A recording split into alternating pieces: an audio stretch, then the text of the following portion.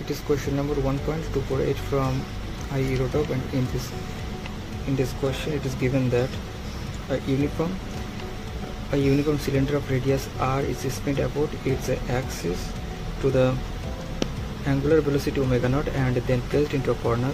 The coefficient of friction between the corner walls and the cylinder is equal to k. How many turns will the cylinder accomplish before it stops? So for solving this question, let us first draw the diagram. This is the related diagram of the given problem. So let us draw the FBD for this diagram. As we know, the weight of the object is acting downward, so direction of mg will be downward, and let it is a normal reaction n1. Normal reaction is always perpendicular to the surface because it is a surface, and normal reaction n1 is perpendicular to the ground surface. And as it is again another one, and so there will be another normal reaction n2 in this direction. So there will be force of friction k n1 which is acting leftwards, and there will be again another force of friction k n2 which is acting upwards. So from this diagram we can write the motion of the balancing condition. For the balancing condition we can write n2 is equal to k n1. Let this is our equation number 1, and again if we balance this diagram vertically, then we can write n1 plus k n2 is equal to mg. That is our equation number 2. Now if you substitute the value of n2 from equation number 1, then we can find n1 plus k into k n1 is equal to mg. So n1 plus k square n1 is equal to mg. Now we can take n1 as common. After taking n1 as common, we can write n1 times 1 plus k square is equal to mg. So from this equation we can write n1 normal reaction is equal to mg divided by 1 plus k square. That is our equation number 3.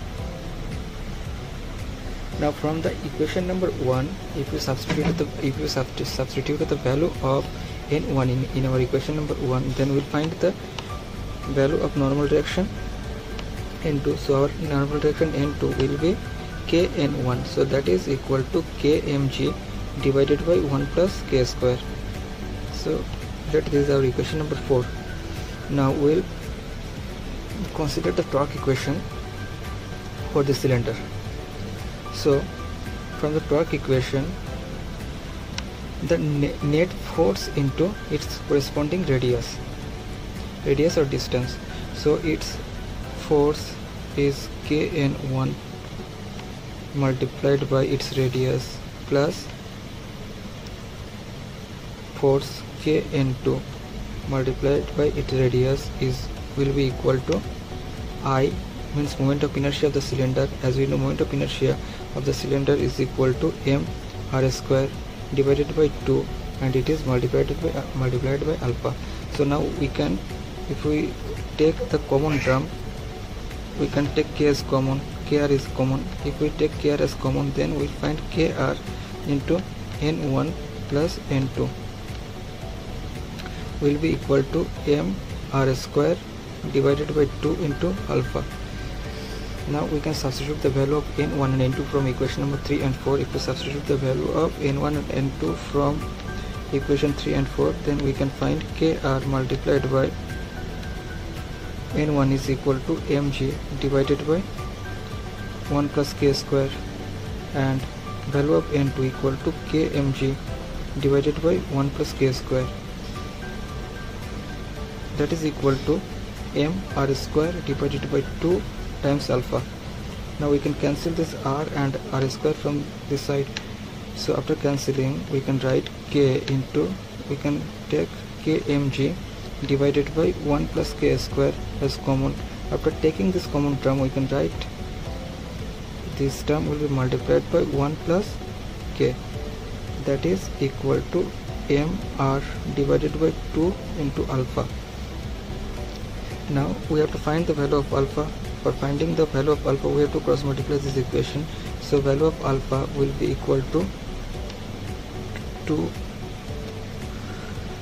Now this m and m again cancel out. So if this m and m cancel out, then our equation for alpha will be kr. Alpha will be equal to 2k into 1 plus k divided by r into 1 plus k square.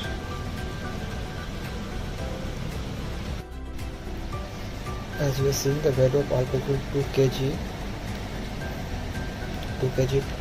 into 1 plus k divided by r into 1 plus k square. Now we can consider the kinematic equation. As we know, the kinematic equation is omega square equal to omega naught square minus 2 alpha theta. As finally the cylinder comes to rest, so omega square will become 0. If we set this omega square is equal to 0, then we can find omega naught square will be equal to 2 alpha theta. So from this equation we can find theta equal to omega naught square divided by 2 alpha. If we put the value of alpha here, we can calculate this as omega naught square into r into 1 plus k square divided by 1 plus k square divided by 2 kg into 1 plus k. Now number of turns is defined as number of turns n equal to theta divided by 2 pi. So our number of turns will be equal to omega naught square r into 1 plus k square divided by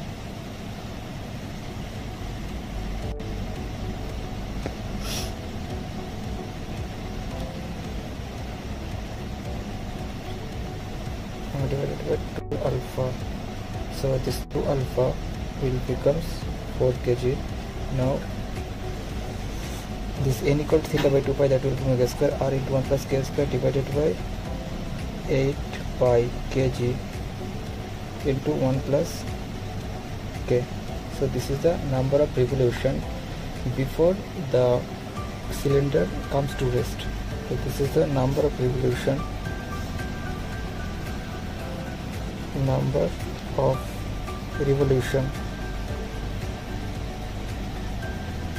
before the cylinder comes to rest.